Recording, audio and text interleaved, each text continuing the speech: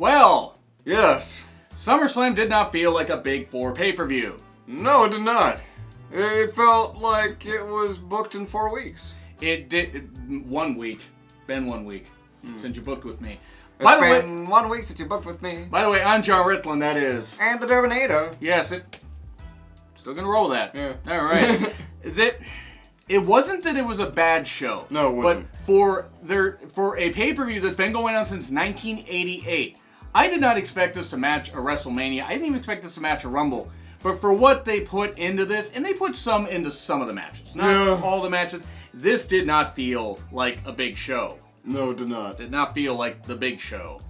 Let's get to the first match. Yeah. But let's go with the fact that we had Coach, Charlie, Beth, and Otunga on commentary, and then we had Lawler there also, and Miz and Foley were... Jibbles. Yeah.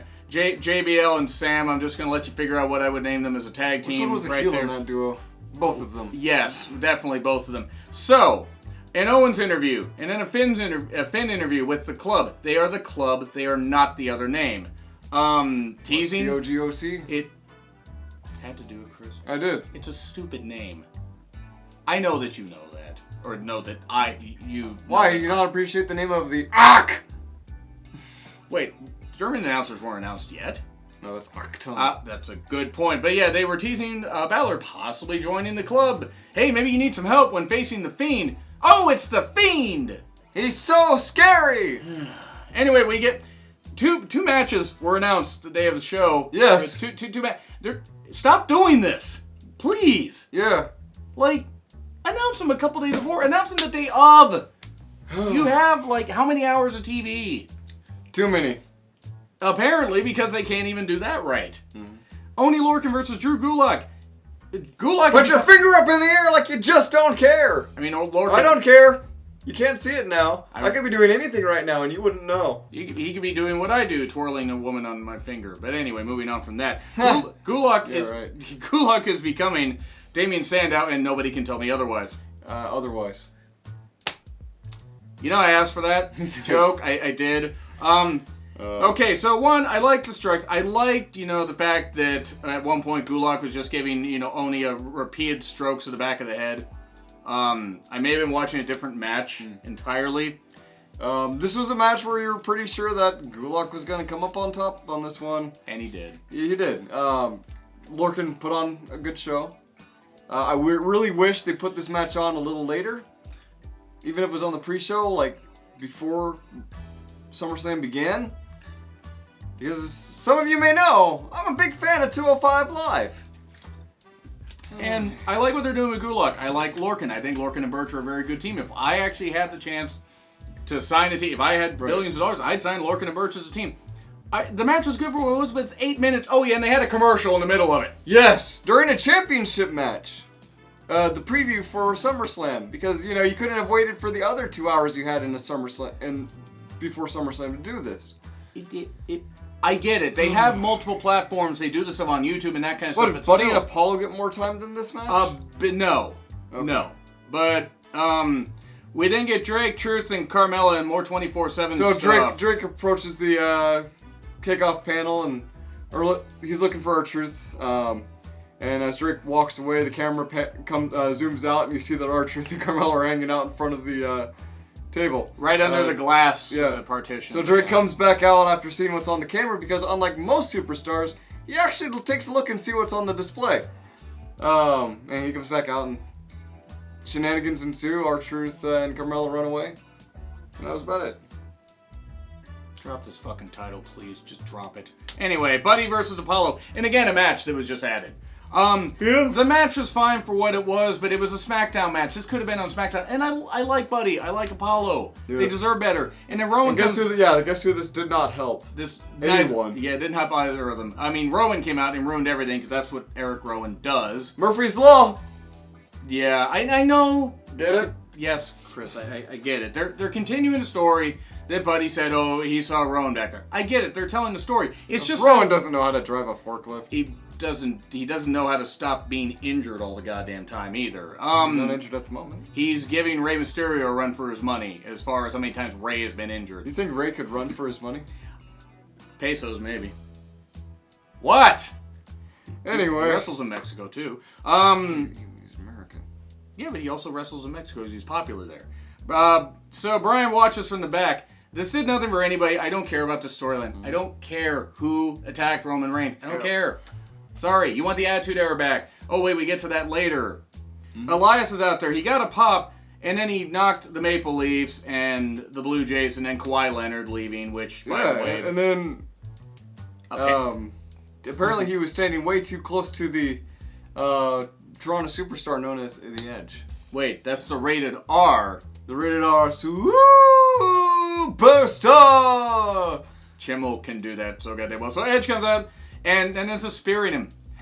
I didn't think Edge could do any more of that shit. And Kayfabe News had to retract his story for once. They've superstar stage for whatever. Yeah. He speared him. Okay, cool. I like Edge. And speaking of things that are going to go wrong with Elias, we'll get into that. Oh yeah, don't worry. We get Alexa as Buzz Lightyear and Billy Kay as Maleficent, which I liked. So Bliss Lightyear and Nikki Cross versus the Iconics. For the women's tag, I almost said the NXT women's tag titles. The women's tag titles, they would be good defended in NXT, but we can't have that. And guess what happened? Exactly what you'd expect to happen with the Iconics. They lost. Yeah, they did. They did have a better showing than expected. One, there were a lot of Disney references. I'm sorry. I don't care.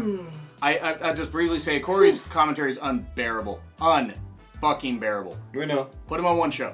Just do it. It's not that hard. Go down to 2 people and put him on one show. Yeah. You want to do 3 on Raw? Fine. It's 3 hours. 2 on SmackDown. Even NXT doesn't need 3 people. 205 Live doesn't need 3 people. Yeah, sometimes you forget Percy's there. It's not Percy, though. Oh, shit, yeah, it's Nigel now. It's Vic. Because Nigel's doing NXT UK and NXT. Just, it is what it is. Just, you can't keep doing... I forgot Percy was even there. Percy isn't even on commentary anymore. Yeah, no, I forgot. That's really bad. Beth, by the way, might actually be worse. It's not bad. But anyway, Peyton hit a beautiful Widow's Peak. That was an impressive move. Yeah. That was great stuff. You know something about Widow's Peaks? I do. You're implying that I'm bald, Chris. No, I'm implying that you're balding. That's true. But that's why I shaved my head. The Iconics really had to carry Alexa here. Once again, I'm not saying Alexa's terrible in the ring, but she's more gimmick than she isn't work in the ring. And they really did have to carry her. Okay, the Iconics lost. I'm not surprised. That wasn't the worst case of carrying that we got to see tonight. No, God. And there were a few cases, but we got one here. Yep. Look, we didn't get the main card. Really short pyro. I mean, like, why even have the pyro if you're going to do... Yeah. It was like Impact at their peak running pyro. It was like AEW's... What was it? Fighter Fest that they had pyro? Was it Fighter Fest or Double or Nothing? Because Double or Nothing had some weak pyro. Yeah, Double or Nothing. It was Double or Nothing. But yeah, then we get Natty versus Becky, submission match for the Royal Women's title. I liked it. There were some people shitting on it. I liked it. Was it as good as Io and Candice? No. Was it a good match? Yes. Yeah. They didn't try to go for pins. It wasn't Greg Valentine versus Ron Garvin at the 1990 Royal Rumble. No, that was a match. It wasn't Jinder Mahal during any given segment. He tried to pin Nakamura during a segment. Yep. He was a terrible WWE champion. I like that. The champ was out first, though. Yeah, that was weird. It gave the impression that Becky was going to lose her title. Fortunately. Fortunately it was just because they wanted to give a big pop to Natty. Now, here's a funny thing that pops up later of a certain superstar that was hanging out in the back who you'd expect would probably be out there. But he wasn't. No. He was for not. Natty. No. Oh, yeah, that's a good point. We got some good knee focus on Becky. That was cool stuff. Lots of sharpshooters. The sharpshooter while Becky was in the ropes off, like on the turnbuckle, stuff like that. Yeah. That was a cool spot. I like the superplex by Natty. Natty had a good showing here. She had a good sharpshooter, then to disarm her by Becky. They even traded each other's submissions. That was cool. Yep. And in the end, Becky got the tap out win. I like the match. Crowd was a little deflated after Natty lost. Mm-hmm. But this is the best Natty has looked in a while. Yes. And she's a terrific wrestler. I know some people... And seeing her, do her stuff with submission wrestling is good. Yeah. Just kind of makes you wonder what potential she might have had if they used her better earlier. Yeah, because She's been with the company since 2008. I mean, imagine giving someone something like a fart gimmick. I bet Natty would never come back from that. How did she come back from no that? idea. We get a Trish interview. Yeah. That happened. Okay, whatever. We get Dolph promo, and he's talking, and then we get Goldberg versus Ziggler. One super kick, kick out at 1. Let me go through the match. One super kick, kick out at 1. Another super kick out at 1. Spear, jackhammer, win. And then Dolph called him back out. See, I knew you were the man. You can't fight me man to man. When he just did. Yeah, he fought you one-on-one and beat you clean. And then hit him with another spear. And then Goldberg goes all the way to the back. The music cuts. Dolph's in the ring, gets on the mic and says, you see, I knew you couldn't fight me man to man. Like, okay, I get like saying, one more time. Yep. But saying you won't fight man to man. If he beat you in a dirty way twice, then yeah, I get it. Beat him in a dirty way, huh, Chris? Yeah. All right. He did him dirty. But to say that is, it doesn't make you look like you got like a hard, like a. It doesn't make you look brave. It doesn't make you look courageous. It doesn't make you look dominant in any shape or form. It makes you look like you're just goddamn stupid. Stupid. Which we'll get to here in a bit. Yeah. I know that the whole point was to wash the taste out of everybody's mouth, the Super Showdown. Yeah, that didn't do it. No, it didn't. I mean, it did it for the crowd, apparently, but it didn't do it for me. Good on Goldberg, he's happy, fine, whatever. Yeah. This match did not need to happen. No. At all. It was pointless. Yeah. This is an example of using old people, whatever, it lasted a minute. New Day is back there, and of course you had Stevie Wonder, cosplay, from Stevie Wonder and what he's doing there? Yes. I mean, you couldn't see what Xavier was doing, so there's that. We then get, Kofi, we're in Toronto. We got you, Drake. But of course it wasn't that Drake, it was Drake Maverick, who was promised R-Truth. Turns out R-Truth wasn't there.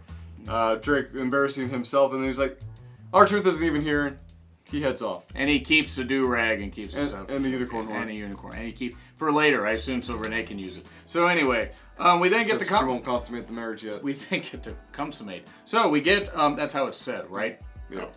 We go to the commentary teams, and we get a Canadian team, and it's Carmella and Truth. For the love of fucking Christ, would you stop this, please? Please.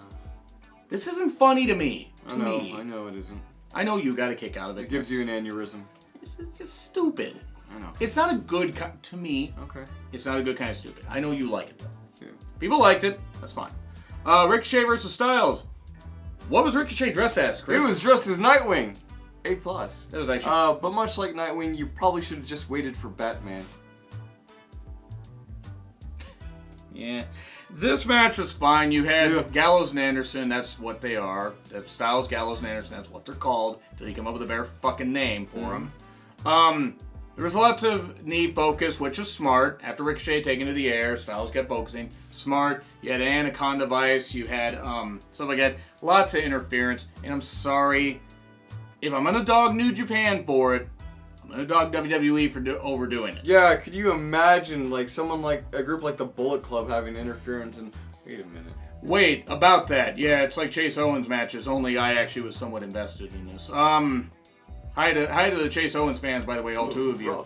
Yeah, all two of you. But anyway, yeah, tightrope walk on Gallows and Anderson's shoulders, that was kind of impressive. And then Styles focused on the knee, and that was good stuff. Went for the Cap Killer, that's what it's called. They can call it Cap Crusher, I'm going to call it the Cap Killer. And after Ricochet had kicked both, Gallows and Anderson, he ended up getting the Styles Clash 1, 2, 3. The match served its purpose. Styles is a heel, I get it. But sometimes heels actually winning without interference actually helps. Yeah. This feud isn't lighting the world on fire, I think, like they thought. No. That's not to say the effort isn't there. No. But it's like Owens and Styles in 2017. I don't know. Yeah. Was it bad? No. And then we get Ricochet getting beat up afterwards. Because, of course, Nightwing, has to get beat up afterwards. So, we then get Street Profits with Ric Flair. They were his boys. I don't think that was the intention. That what wasn't? What the hell was I reading then? I was reading. I just wanted to read a video. Carefully? Moving on. I'll allow it. Yes. Moving on. It was what it was. It was cool to see Flair there. And then we get Bayley versus Ember Moon. The crowd didn't give a shit at first. No, they didn't. And unfortunately, besides doing that, it was because there wasn't really a clearly defined line of who is the heel, who is the face in this match. Yeah. Which is why that never really works.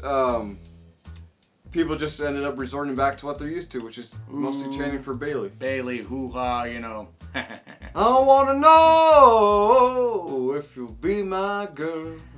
The exchanges were fine. Yeah. There's no doubt Bayley was winning this. This felt like a SmackDown match. Much of this show felt like a C-level pay-per-view. Yeah, it was treading water. It could have ended up so much worse. Oh boy. Had the next match not ended the way it did. By the way, Bayley won. Yes. It was what it was. Could this feud continue? Sure. Maybe down the road. I would have. I would have every prediction right on this one. No. You got the two right that I predicted differently. And then we got other stuff wrong. So by virtue, you won. We then get Owens versus Shane, and if Owens loses, he will leave WWE. Elias has suddenly made the special enforcer. I can't believe they made an Elias appearance groan-worthy.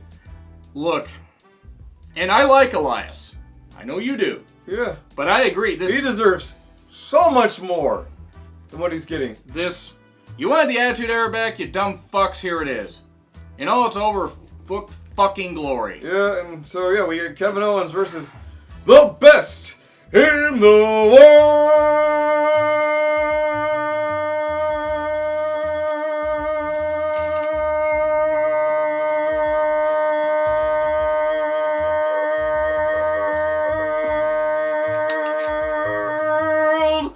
Shane McMahon. That was like 16 seconds. Yeah. Goddamn. Suck it, announcers. Ha! I mean, that's how Sonny stays as an announcer. Anyway, moving on. Shane McSucks chance. This match, I didn't expect a 5-star classic, I'll tell you that. I didn't expect it to go this long. It should have not. This should have been decisive. This feud does not need to continue. You have Clash of Champions in September, and then you have Hell in a Cell in October. The problem is, they're going to Fox. They need to hit the reset button here, and they didn't do that at SummerSlam. No, they didn't. Well, on a couple things. No. Kinda. They didn't do it here when they needed to. Yeah.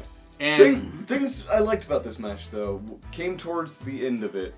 With Kevin Owens not taking any of the bait from Elias, like when Elias threw a chair in to get him to use it and disqualify himself. But then at one point, finally had enough of it. He tumbles into both of them from the apron, which is, as we all know, is the hardest part of the ring. The ref and Elias, by the way. They're both taken out. Mm-hmm. And this leaves Shane McMahon open for abuse. But Elias interferes again. So Kevin Owens takes the chair to Elias and knocks him silly, knocks him out, throws him into the timekeeper's table, which is probably the most dangerous area outside the ring for the timekeeper. Yeah. And then he runs in with the chair. He gets ready to hit Shane McMahon. The ref is crawling in, and we think he's just going to disqualify himself because, of course, that's what's going to happen. But that's not what happened. He's like, all right. Hands him the chair. Ref goes to throw the chair out of the ring, and while he does that, kicks Shane McMahon square in the balls. And then the stunner. And then waits for the ref to see what's going on. And he's waiting. And then he goes over, kicks him, stunner. 1, 2, 3. Kevin Owens beats Shane McMahon. This feud is going to continue, though. This did not do what it was supposed to do. Should have been decisive. No need to continue this. Because Shane is not even good for TV. Nope. He's not anymore. He's very aggravating heel, but the problem is that you gotta play your cards right. They're not doing that. No. And you need people that can benefit from it. And I'm sorry. Oh, Owens can be a mega babyface. Great. Do it here. Admittedly, though, Shane McMahon has made a more awful heel than Steph McMahon. That's true, because Shane McMahon actually can wrestle and didn't spend time on her knees, getting where she is. And I don't care how bad that sounds about Stephanie. Maybe I'm confusing that with Triple H. Because Triple H has paid his dues, at the very least. So, I'll talk about that in another video. That might be a subject for a podcast. This didn't. We may have a podcast, Chris. We may talk about that. We may have one. I wouldn't know though. No, wouldn't know at all. This did not. Yes, Owens won. Great. Okay, cool. You need to have this be the end of it, and wasn't. Yeah. And then we get Trish versus Charlotte. Well, first we get recaps of the Reigns stuff, and then Apollo and Buddy and Rowan ruining it, and then we get Trish versus Charlotte. I wanted to like this match more than I did. Yeah, why did this take place after both of the women's championship matches? I get the fact they wanted to give Trish a hometown pop. They wanted to give her a big moment. You could have done that at the beginning. You could have. Trish, and then you break it up with the Ember and Bayley match, and then you allow another hometown pop by, home country pop, I should say, by bringing in Natty at this window. I get it. At the same time, I don't. I just don't think. I think it was badly placed. Look, Trish was in good cardio shape. She had a lot of ring rust. Understandable. Yep. She literally was carried through a lot of her moves. She was. And to be fair, though, with so many years and mileage and everything and stuff like that, even with her leaving, that's going to happen. Did she still hit some good moves? Yes, she did. She was a lot better than a lot of guys you've seen come back that are around her age. They can't fucking wrestle. Oh, hi, Shane. You're older than Trish. You can't fucking wrestle. You fucking tool. Don't have his kids out in the front row of Hell in a Cell, by the way, because he may dive off the shit head first. Yeah, no kidding. But the fans were into it at first. They did give Trish a pop. At one point, Charlotte says, "This is Trish Stratus." Congratulations, Charlotte. Yes. You remembered who you were facing. Object permanence acquired. It was, and of course, Trish transitioned into the figure eight. Yeah, and then mentioned from one commentator about a battle of attrition, and my first thought is, a battle of attrition? Yes, definitely. Yeah, you can hate us for that. Yep, but puns is what we do. The match was fine. Trish tapped. It was what it was, and Trish got a celebration. It was the right way to use a legend to put somebody else over, somebody current talent over. Speaking of legends. And then we get Brett talking to Seth backstage. Why wasn't Bret Hart? Why wasn't Brett there for Natty? That's a good question. I have no idea. I don't know either. Like, that's one of those things, like, you'd have her walk out with Bret Hart in tow, and you get an even bigger pop, and the crowd is much more invested into the match. Yeah. Even if you just appeared on the stage. You spent that on Seth? Like... Yeah. Yeah, good. Didn't work. By the way, he pointed at Seth and said, of course, your busted ribs are your fault. That goes back to the whole thing of like with Sting. Brett! Earl Hebner, you get out of here. No. Whatever. But that was Brett's one appearance. Did he bring the AEW title with him? No. Ah, damn it. But then we get to Kofi versus Orton for the WWE title, and look, half the crowd was chanting Kofi stupid. You know what? You deserve the Fords for dealing with that, for being that dumb. You do. You guys do, at least. Randy sucks. You guys are cool. You deserve to have a better country. To be fair, Toronto is home to a lot of heels in wrestling. That's true, but this is the match they come alive for. Yeah, it's Kofi. No, I mean, I like the look, and I mean, once again, it's crowds are split, that kind of stuff. I am glad Kawhi left, though, so some of you guys could suffer. Sorry to you cool people that are Raptors fans. Got nothing against you. You got a championship. But I, too, am a fan of Velociraptors. Wait. I think that's how that works. Yeah, we then get a superplex spot that took forever. Oh, dear God. Look. Yeah, I was sitting there like... John, why is this taking so long? I was just like, God, this spot's still going. Yeah. I could have gone to the bathroom, pissed, and come back, and Orton still would have been. We could have cloned Cowboy Bob Orton, have him run out to the ring, deliver the superplex before Randy could ever get to it. Actually, he would have been able to superplex off of the ropes because he did the slingshot one. Yeah. And then also he would have had the cast on his hand because he always had the cast on his hand. This match happened. It didn't feel like it fired on all cylinders. We did get an RKO from off the ropes instead of from out of nowhere, but Orton couldn't make the cover. Nope. And then Kofi was out in front of his family. Orton, was targeting him and that kind of stuff. And then Kofi goes nuts. It's a double count out. Yes. Instead of having this feud end at one of the big 4 pay-per-views. Yep. Mind you. Yep. we continue. But at least the crowd gets some kind of payoff as Kofi Kingston beats the ever-living shit out of Randy Orton with a kendo stick. I mean, of course you have an African-American Because you never target a man's family. No, you have an African-American man lashing a Caucasian man with a cane. Yeah. 12 years in Orton. I'm going to make this as 11 years of Kingston. Better. We're terrible and we're all going to hell. I don't know what I would never say any such thing, Chris. And of course, yes, Chris, would. you know this. No, you're right. You tweeted. Yeah, Chris, this could have made it. By the way, check out my Twitter. This could have main evented. Imagine if this was main evented. We would have started, and I'll just take the heat for this. We would have started with with the Becky, and we would have ended with a Lynch. Oof. Why am Thankfully, Kofi didn't lose this one. Thankfully, that's really Chris. Why am I so glad he's still champion? Why am I so bad? Because I don't have a filter. You never got out of that early 2000s shock jock phase. See what I mean? I'm mature, Chris. What are you talking about? That's the word. Like a fine milk. I'm trying to curb my enthusiasm here. This match should have been better than it was. Yeah. It just, I don't know. It's like, it was, hey, at least Kofi didn't lose. Yeah, we have that going for us, which is nice. And then we get the match where Balor comes out in all white. And then Bray. I dig the new theme music. I see what it does too, because having the intervals of "Let him in" gets the crowds chanting along with it. Yep. As his popularity continues to build, it's gonna give him that much more of a presence. Yep. Keep his appearances limited. Make him the boogeyman, but not the boogeyman, because the boogeyman is still pretty awesome in my book. But comedic. Fight me. Yes, but also comedic. Here's the problem. His head was on a lantern, or the lantern head, cool. The remix seems like Evanescence on steroids or something like that. Bray... Wake me up! Well, I mean, Bray tried to kill the Irish. Apparently it's 1916 again. Did the neck snap thing. Why am I being so bad on this review? So there was a downside to this match, and that was the brief offense that Finn managed to get in. This should have been a dominating appearance. Total squash. Yeah.